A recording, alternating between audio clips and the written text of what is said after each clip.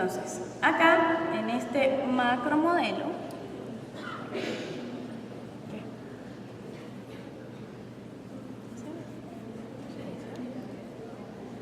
nosotros vamos a simular la extracción de una pieza dentaria por reabsorción radicular y relación corono-radicular desfavorable para la pieza dentaria.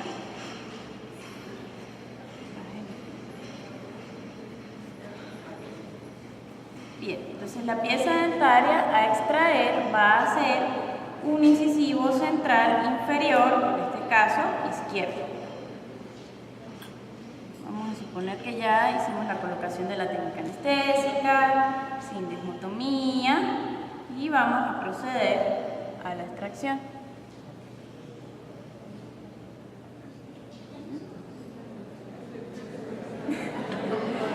Si ven, acá está la relación corono-radicular muy desfavorable. Bien, una vez que tenemos nuestro alvéolo remanente vacío y queremos hacer lo que es la preservación de la altura y el ancho de ese alvéolo dentario, para futura colocación de un implante, hacemos nuestro curetaje respectivo.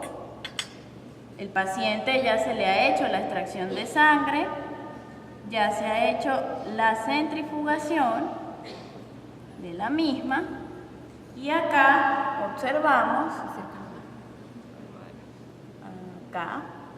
observamos lo que serían las distintas fases. Esta es la fase roja, compuesta por eritrocitos. Esta es la fase intermedia, que es un poquito más roja, compuesta básicamente por leucocitos. Y la fase un poquito más amarillenta, que sería el plasma. Entonces, ¿qué hacemos nosotros en esta fase del plasma? Nosotros vamos a dividir esta zona en tres. Entonces vamos a suponer en tres partes iguales. Acá tendríamos el plasma rico en plaquetas, de acá hasta acá, el plasma medio y el plasma pobre. Como no disponemos en este momento de pipetas, vamos a hacer uso de una jeringa. ¿Esta está tomada? No, esa es la nueva.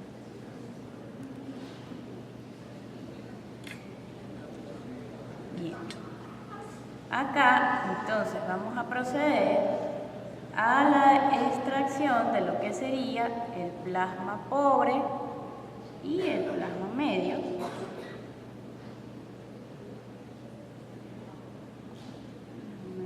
Hasta acá. Esto lo vamos a descartar.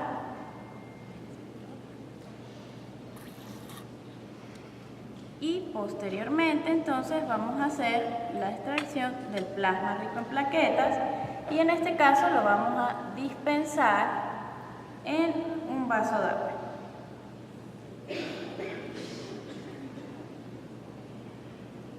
Vamos a extraer acá.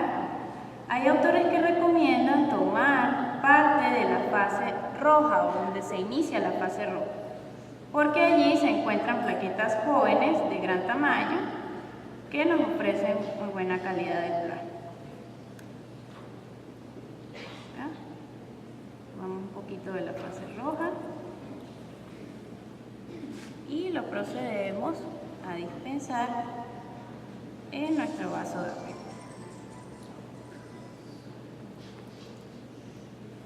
Supongamos que la cantidad de plasma rico en plaquetas que nosotros obtuvimos o logramos concentrar es 1 mililitro. Si ustedes recuerdan en la conferencia de la mañana, para poderlo activar tiene que ser con algún componente que tenga calcio. En este caso nosotros utilizamos cloruro de calcio al 10%, a razón de 0.05 mililitros de cloruro de calcio por cada mililitro de plasma concentrado.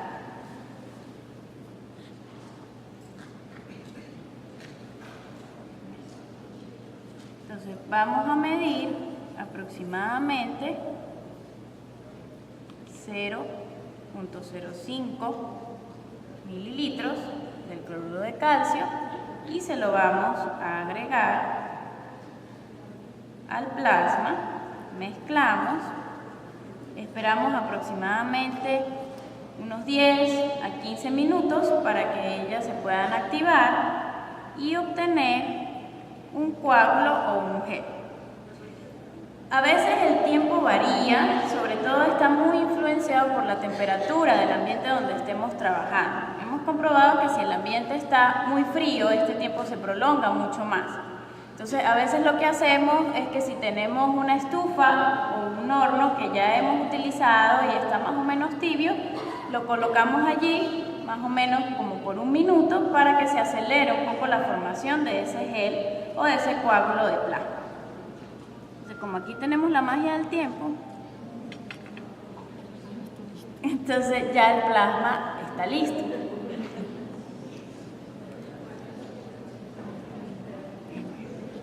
Entonces lo que hacemos es extraer este coagulito de consistencia gelatinosa, en este caso es muy grande, acá, y lo colocamos en la zona del defecto, en este caso el alvéolo recientemente extraído.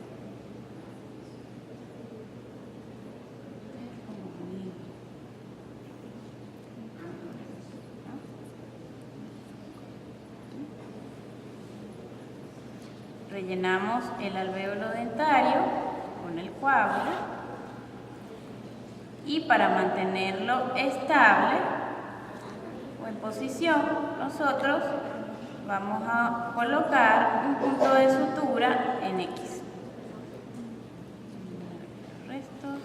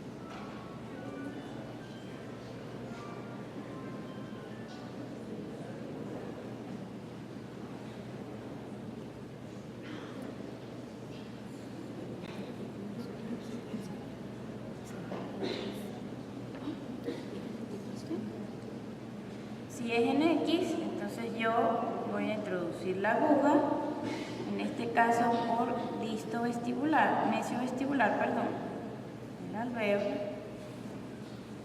Voy a extraerla, voy a pasarla formando una cruz en la parte distolingual.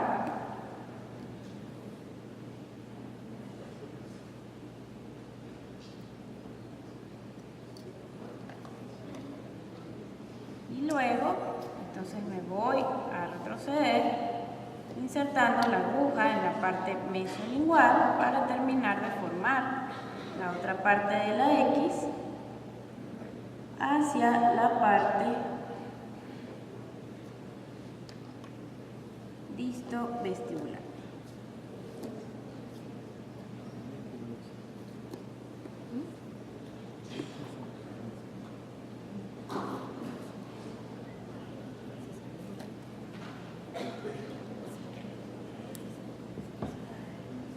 Y procedemos acá, se observa la X, para poder estabilizar o sujetar, garantizar que no se nos vaya a desalojar ese coágulo de plasma. En algunos casos también se puede tomar un punto simple, insertando la aguja desde vestibular hasta palatino o lingual y hacer el respectivo doble nudo de cirujano.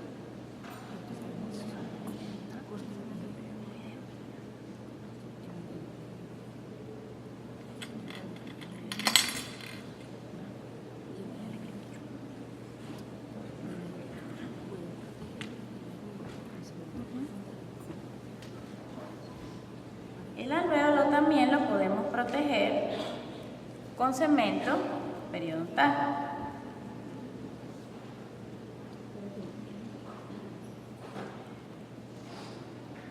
Ahora podemos colocar a este.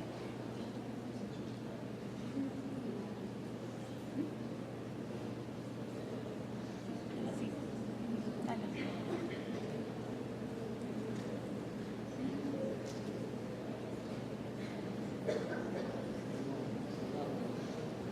¿Le diste clic? ¿No?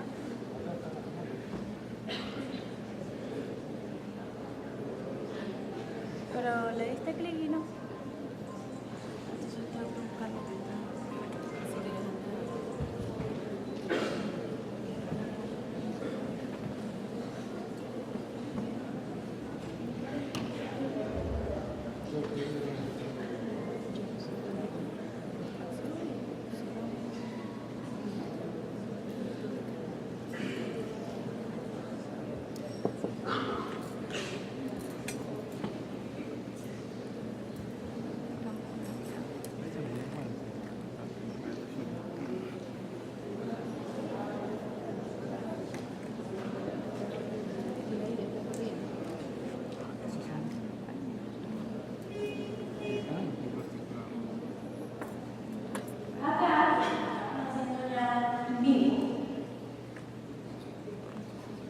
Se le hizo la extracción de la sangre a la paciente.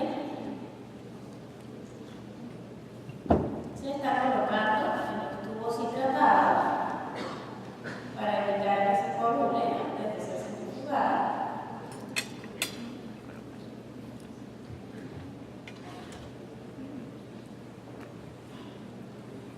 Se coloca en un solo tubo posteriormente.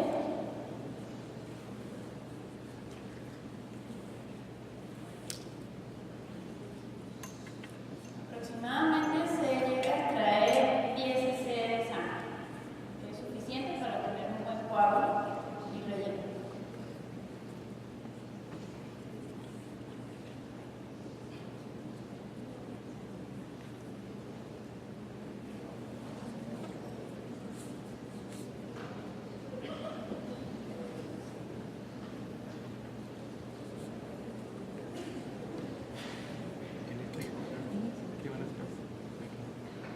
Se coloca en la centrífuga, teniendo la seguridad de que hay que equilibrar la centrífuga, es decir, la misma cantidad de sangre que tiene uno de los tubos, tiene que colocar enfrente otro tubo con la misma cantidad, en este caso de agua, para que ella pueda estar equilibrada. Una vez que ha pasado el proceso de centrifugado, se comienza entonces a descartar lo que es el plasma pobre y medio en plaquetas y a obtener el plasma rico. La bandeja quirúrgica en este caso se iba a realizar la extracción simple de un segundo molar superior derecho en una paciente por problemas periodontales. Pues tenía indicación de extracción. Se coloca la técnica anestésica, en este caso se coloca baja y la complementaria a latina.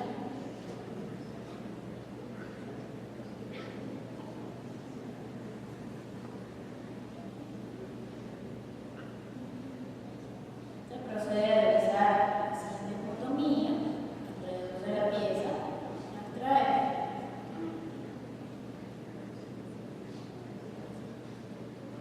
Posteriormente, luxación con elevadores.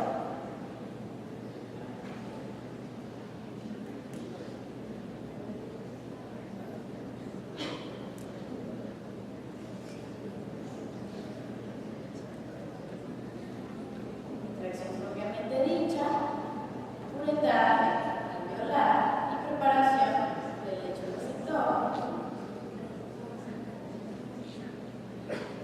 Se activa en este momento el plasma, el cloruro de calcio. Aquí está la pieza extraída.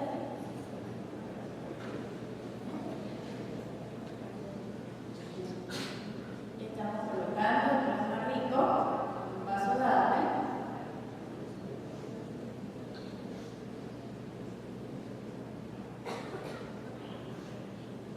este caso creo que sí se va a obtener más o menos 2 cc de plata.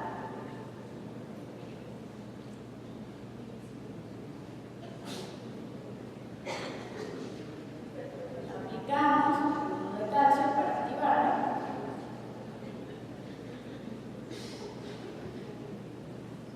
Aquí estamos trabajando de la mano con nuestra verbalista, por eso el pipeteo y todo es un poco más controlado.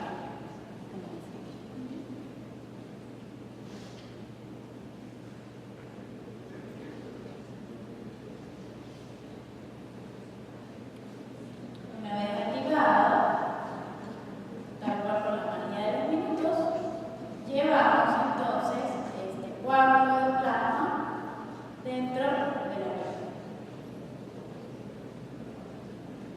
Y pasamos en este caso el conjunto de sutura en X, igual a lo que acabamos de hacer, para estabilizarlo en esa zona.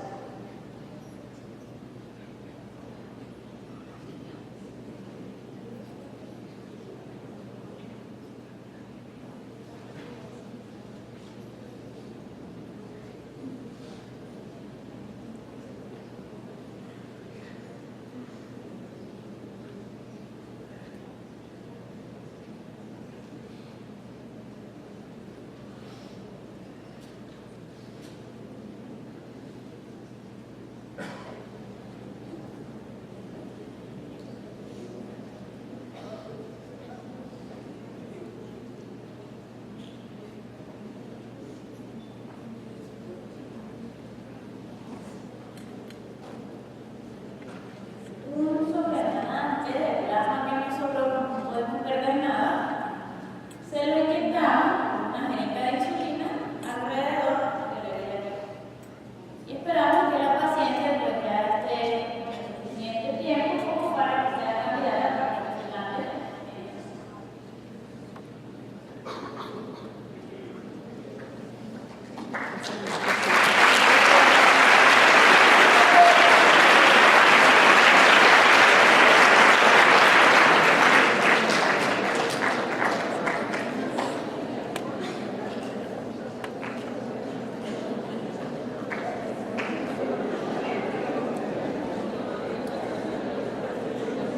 Bueno,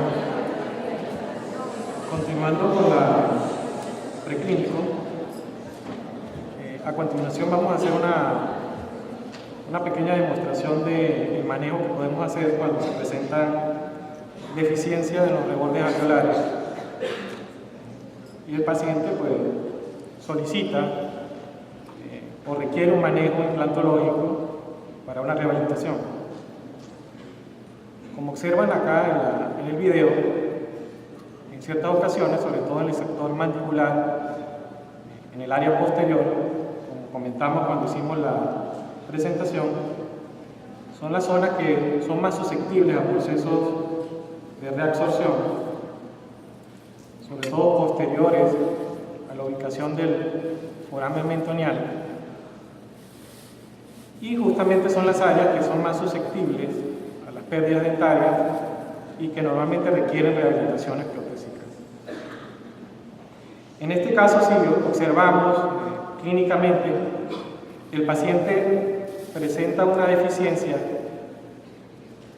en el sentido vestíbulo-lingual, lo que le hace que no tenga el espesor adecuado para la colocación de un implante. Los implantes de diámetro menor pueden estar entre los 3.25 o 3.7 milímetros, dependiendo de la casa comercial, y siempre debe existir por lo menos de 0 a 5 a 1.5 milímetros entre el implante y la tabla vestibular. Por lo tanto, si el implante mide 3.75 más 1 milímetro por vestibular y 1 milímetro por lingual, sumaría 5.75, que lo podríamos aproximar a 6 milímetros. Por lo tanto, el ancho mínimo para la colocación de un implante de ese diámetro sería de 6 milímetros. Normalmente, los rebordes en filo de cuchillo, como en este caso que sería la clasificación tipo 4, pueden estar alrededor de los 3 o 4 milímetros en la cresta ósea. Por lo tanto, no existe el suficiente espesor para la colocación de un implante. Si nosotros procedemos a colocar un implante en estas circunstancias, se va a producir una fenestración o una exposición de las rocas que puede comprometer la estabilidad, además pues todo el componente periodontal y el éxito de la rehabilitación. Entonces, en estos casos, cuando los rebordes no son favorables, tenemos la opción de hacer injertos, como comentamos en la exposición. ¿Qué opciones podrían haber en este caso del sector posterior mandibular?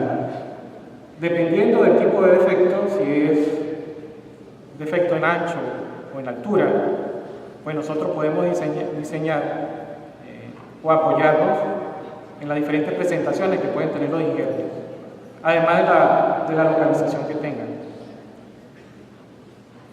En este caso en particular existe un defecto, como les comentaba, en el ancho. El ancho no es favorable, el filo de cuchillo. Por lo tanto, nuestro objetivo va a ser buscar un aumento en ese grosor. Por lo tanto, debemos utilizar la presentación de un injerto que sea de tipo en bloque, como por ejemplo de esta presentación, es decir, una estructura que tiene una estabilidad mecánica que puede ser maleable, se le puede dar forma, porque además existe otra presentación que ya lo habíamos comentado, que es la presentación de hueso particulado. El hueso particulado son gránulos, sus dimensiones pueden ir de 250 a 850 micras.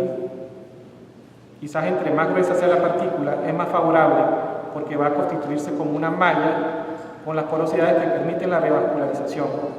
Cuando las partículas son más pequeñas, se crea una especie de pasta que dificulta el aporte sanguíneo y la formación de hueso.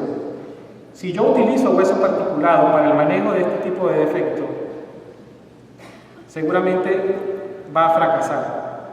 ¿Por qué? Porque la estructura particulada no da la estructura mecánica, se va a deformar si esto es sometido a cargas, aunque no tenga una prótesis temporal, se va a deformar y no se va a cumplir el cuarto principio que habíamos hablado, que era la estabilidad mecánica. Inclusive hay autores que utilizan la canalización realizando un corte e introduciendo a través de una jeringa subperióstica hueso particulado, buscando el objetivo de aumentar el espesor del reborde. Realmente eso es un fracaso, no va a funcionar, por lo mismo que les comentaba. Quizás en un principio podría verse algún aumento del reborde, pero el hueso, al no tener una estabilidad mecánica, al estar sometido a fuerza, a movimientos, poco a poco se va a ir resolviendo y prácticamente va a quedar al mismo nivel. En estos casos es preferible, como les comentaba, el uso de bloques que tienen estructuras mecánicas que soportan cargas de tensión y compresión y son más predecibles. Por lo tanto, el uso de hueso particulado podría estar sujeto cuando existe una estructura compuesta por paredes, como en este caso un alveolo con exodoncia puede tener las 4 paredes. Yo podría utilizar este injerto particulado de tipo inline dentro del alveolo, haciendo un relleno de este. Conjuntamente lo podría utilizar con plasma rico en plaquetas o fibrina rico en plaquetas o cualquier otro factor que también se puede utilizar, proteínas morfogenéticas de hueso. Al existir 4 paredes, ese hueso particulado no va a estar expuesto a presiones y evidentemente va a cumplir su función.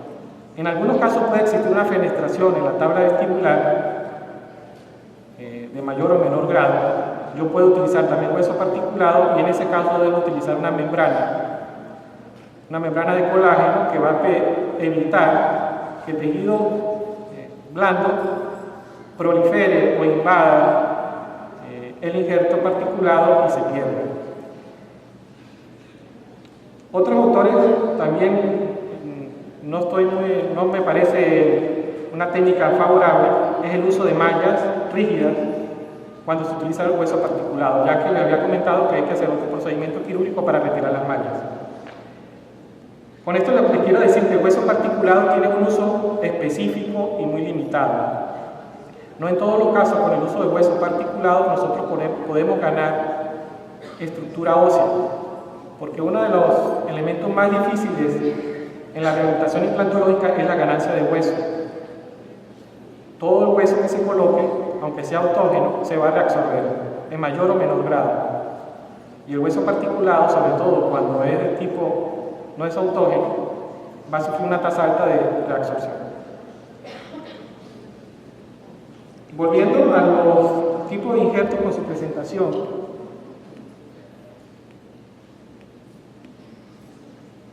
pues ya hemos hablado de la presentación de hueso cortical. Puede ser cortical puro, córtico esponjoso o bicortical. El bicortical es muy limitado para su obtención. Normalmente utilizamos hueso córtico esponjoso.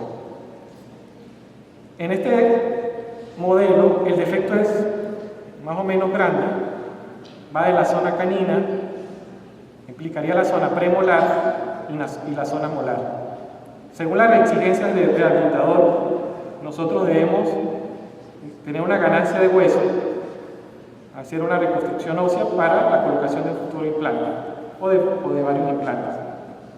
Nosotros como cirujanos nos remitimos a los requerimientos del rehabilitador, quien es el que nos indica cuántos implantes requiere y selecciona los diámetros dependiendo de las necesidades protésicas que tenga.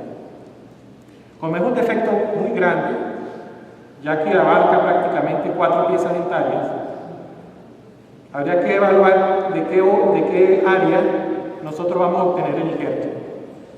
Al ser un defecto grande, la toma de injertos intraorales no va a ser favorable, no nos va a alcanzar. Aunque sea la zona de la sínfisis, recuerden que la sínfisis mentoniana nos puede dar quizás para 2 o 3 piezas dentarias. Aunque es bueno, la cantidad de hueso que obtenemos no es suficiente. Por lo tanto, para este defecto, quizás la opción más ideal sería un injerto extraoral, seguramente de calota craneal, ya que podemos obtener una cantidad suficiente de hueso. En el supuesto de que nosotros obtenemos un bloque de hueso, también nosotros debemos adaptarlo al área receptora.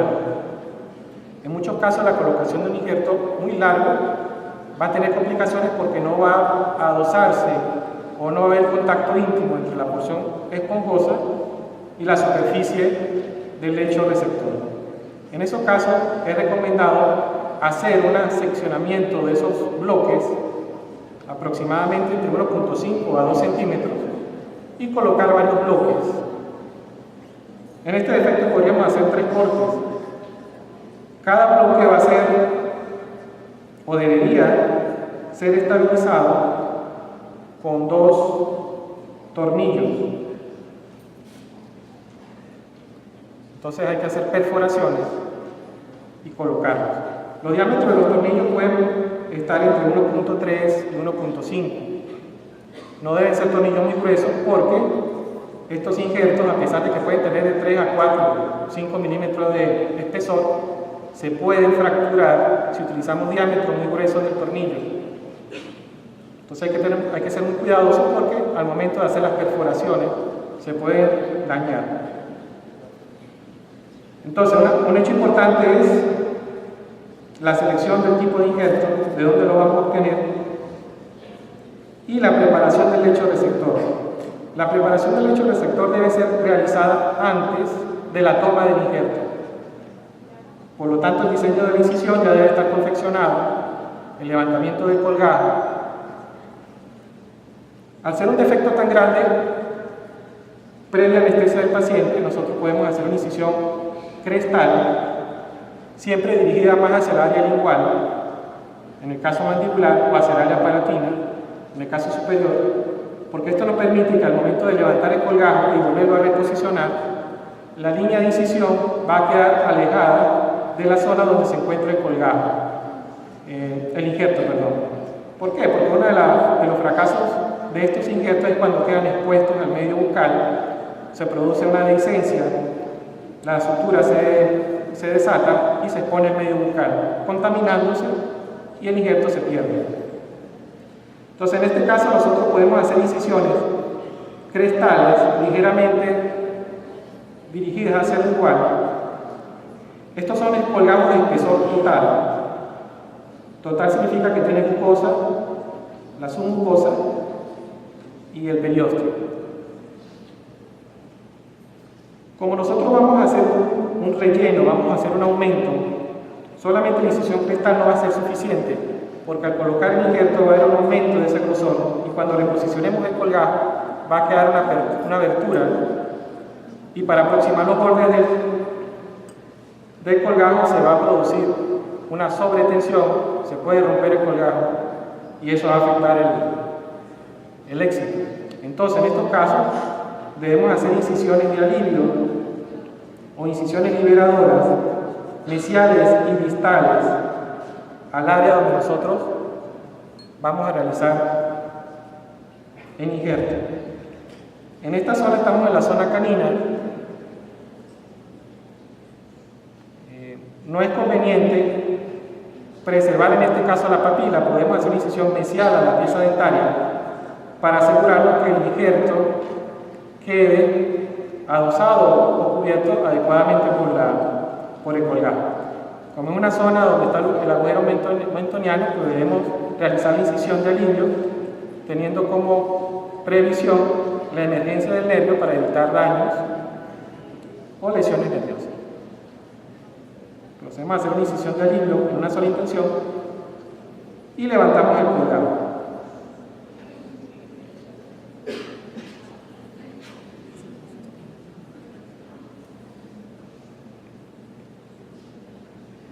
Aquí un delgado.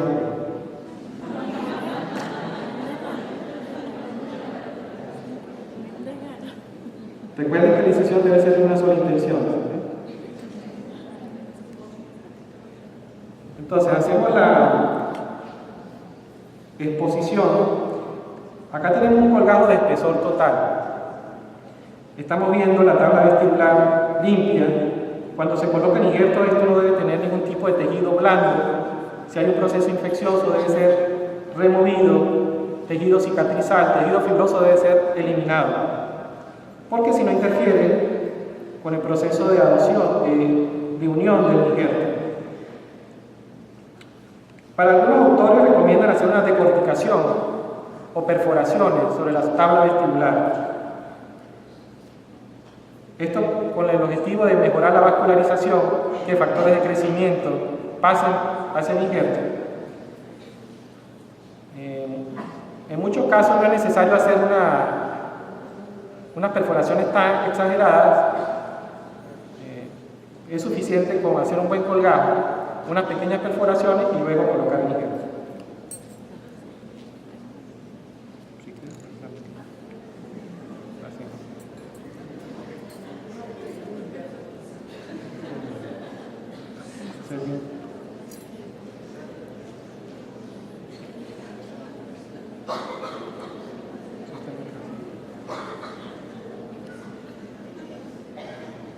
Normalmente cuando estos pacientes son programados para un injerto, uno les solicita una tomografía o si hay la disponibilidad de un CONVIN o una tomografía de rayo de colon que nos permite medir exactamente en milímetros en la deficiencia, cuánto hueso vamos a necesitar, el tamaño del defecto, la relación con el paquete dentario en el caso inferior.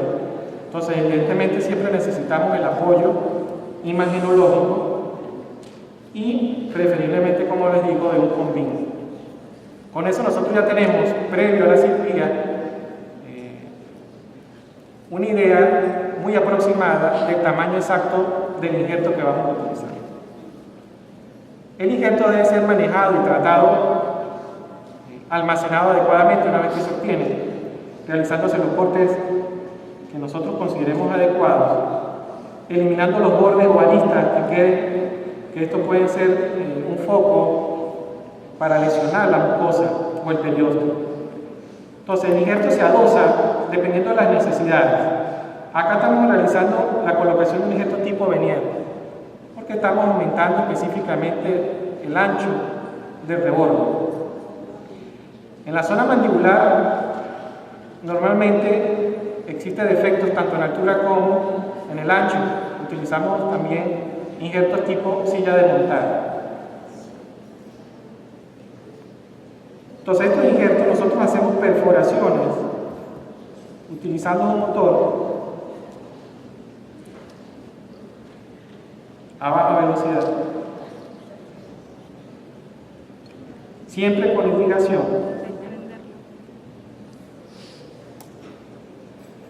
Si el injerto óseo es sometido a temperaturas mayores a 42 grados, va a fracasar.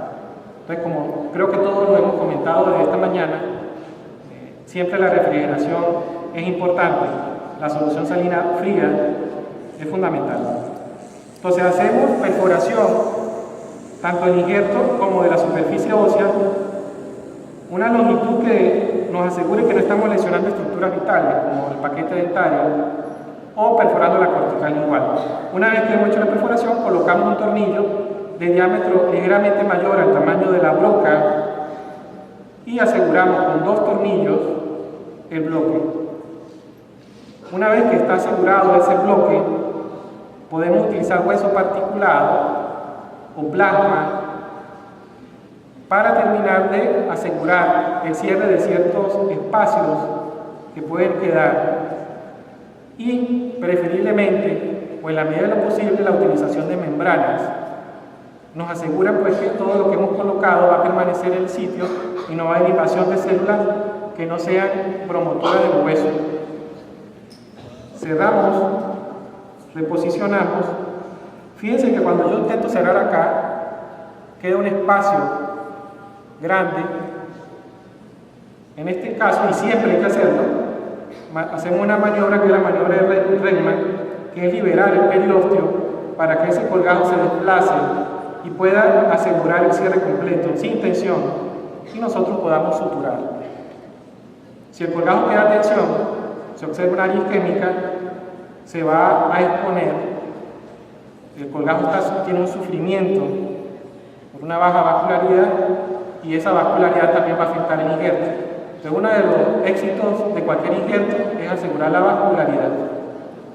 Suturamos, dependiendo de las técnicas que nosotros consideremos, suturas continuas o discontinuas, y esperamos en una segunda fase, aproximadamente entre 3 a 5 meses, para volver a abrir el injerto, la incisión, perdón, observar el injerto y retirar esos tornillos. Y podemos pasar a la fase de colocación del implante.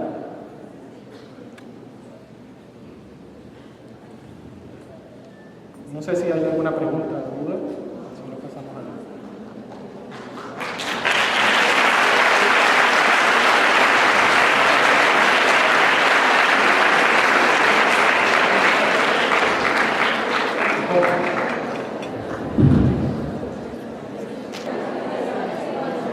Entonces, ya para culminar, hemos visto entonces cómo hemos manejado la parte de los rebordes alveolares con la utilización de plasma, extracción, colocamos el plasma, ayudamos a la regeneración de los tejidos. Ya cuando el defecto está, digamos, en boca del paciente, colocando injertos óseos, bien sea en bloque o injertos particulados, y después que nosotros tenemos totalmente regenerado o en extracciones recientes que yo les estaba hablando, procedemos a la colocación del implante. De las cosas que nosotros tenemos que considerar para la colocación del implante, debemos entonces tener en cuenta lo que es el cubrimiento del implante, como les decía. Ideal cuando tenemos zonas como esta, que es un alvéolo reciente, y tenemos garantía de que hay buen ancho y buen, digamos, diámetro transversal, tanto en sentido mesio-distal como vestíbulo lingual o vestíbulo palatino. Podemos hacer incisiones transversales. ¿Okay? Una incisión transversal, no simplemente estoy haciendo aquí un marcaje, no una incisión. Vamos a atravesar propiamente dicho, con la fresa piloto, con con los drill pilotos que pueden ser redonditos o en forma de punta de lanza. Vamos a atravesar el periodonto y la cortical para la colocación del implante y vamos a hacerse con la secuencia que estuve mostrando la colocación propiamente dicha. Cuando tenemos zonas, como estamos observando acá, que tenemos un espacio muchísimo más amplio y que no hemos hecho, pacientes que tenemos extracciones más o menos recientes y que puede ser, si no hemos solicitado un estudio en tercera dimensión porque el paciente nos refiere que perdió sus piezas dentarias en tiempos cortos, podemos de alguna manera determinar que tenemos suficiente espacio para la colocación de implantes. Es bueno considerar y es prudente que cuando nosotros vamos a colocar unos implantes no debemos tener solamente los 3 implantes que vamos a colocar, debemos tener implantes de diferentes dimensiones en cuanto a diámetro y a ancho, a longitud y a diámetro, perdón, para nosotros, en caso de que se nos presente algún tipo de inconveniente, no quedarnos, digamos, con la solución implantológica que teníamos en la mano, sino que podamos optar por la mejor solución. Podemos entonces hacer incisiones, como nos explicaba el doctor Felsani, no me voy a detener muchísimo, incisiones que más que sobre la zona del reborde siempre deben ser más inclinadas hacia el lingual para nosotros evitar que el tornillo de cicatrización quede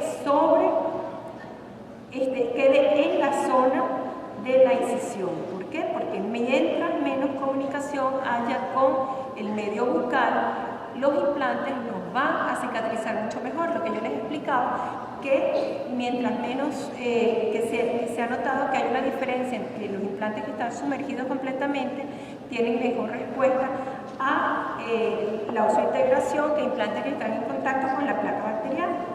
Procedemos entonces al levantamiento del colgajo, ¿sí?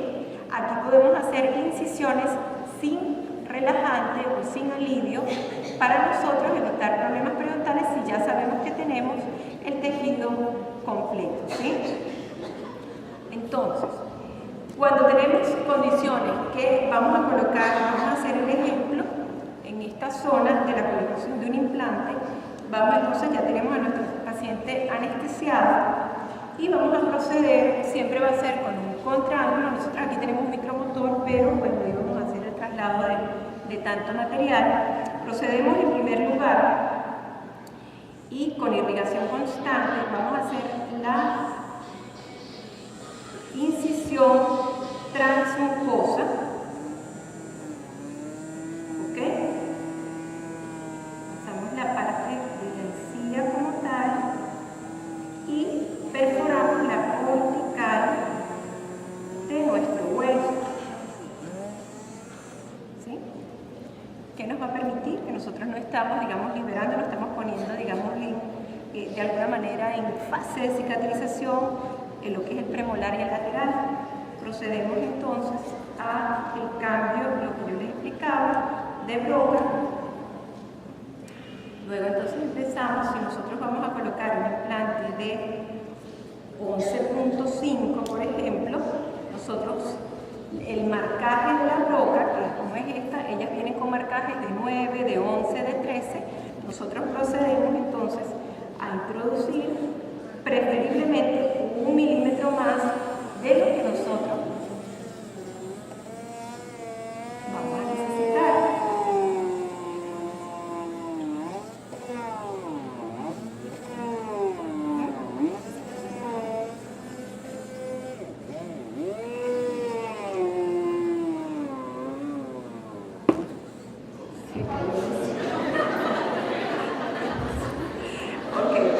Bueno, son gajes del oficio y la idea es hacerlo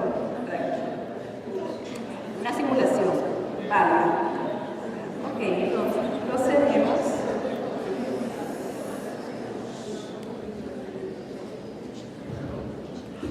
Ahí tenemos una broca un poquito más ancha para ir ampliando lentamente. Recuerden que en el implante la idea es ir ampliando lentamente para evitar que haya daño a nivel de lo que son las células óseas.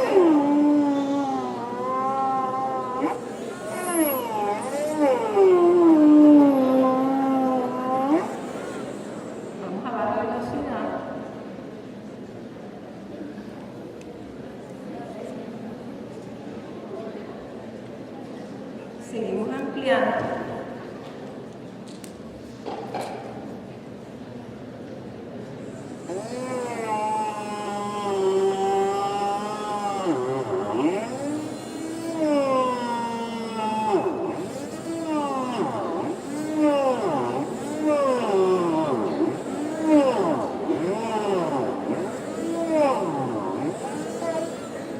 Luego que nosotros entonces ya tenemos, no voy a completar, tienes aquí. Luego ya nosotros que tenemos la brecha colocada, procedemos entonces a la colocación del implante, que lo podemos hacer de forma manual o directamente con el motor, mientras que se va irrigando completamente. Aquí no lo voy a bajar, ¿ok? Porque pues esto es una estructura en yeso.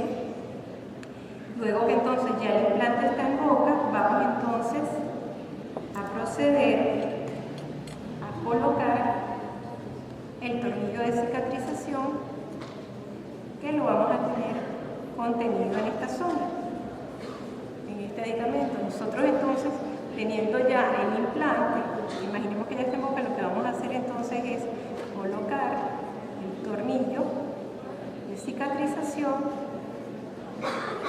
Y como nosotros no hemos levantado ningún tipo de colgado, al cabo de 2 o 3 días está completamente relleno, ¿sí? Ok, entonces, con respecto a lo que es, como nos explicaba el profesor también, nosotros podemos entonces combinar, hacer técnica transalveolar, como les decía, haciendo una incisión y procediendo entonces a colocar varios implantes y a suturar la zona, o a la técnica combinada para la colocación o combinar cuando hemos hecho extracciones recientes, combinar la colocación del implante y rellenar en la zona periférica la coleta.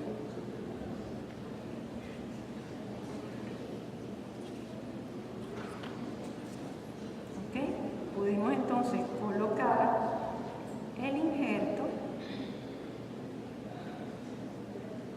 ya con el nicho colocado.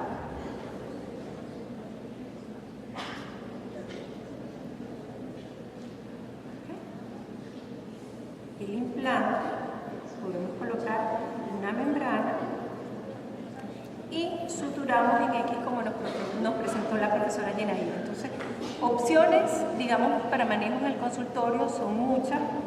Tenemos entonces técnicas que están a la mano del paciente y así como les explicaba, durante la tarde de hoy tenemos otras técnicas más complejas que lógicamente también se pueden manejar y que van a dar la opción de rehabilitar al paciente desde su punto de vista funcional y estético. Con esto nosotros pues terminamos nuestra demostración. Queremos de verdad agradecerles la atención y pues yo agradecer al equipo de trabajo, al profesor Felsani, la profesora Yeme, la profesora Génesis Albarrán y todo lo que fue la elaboración de este preclínico, esta simulación que fue específicamente diseñada para ustedes, y al comité organizador. Queremos hacer también acotación, si tenían alguna pregunta, pues estamos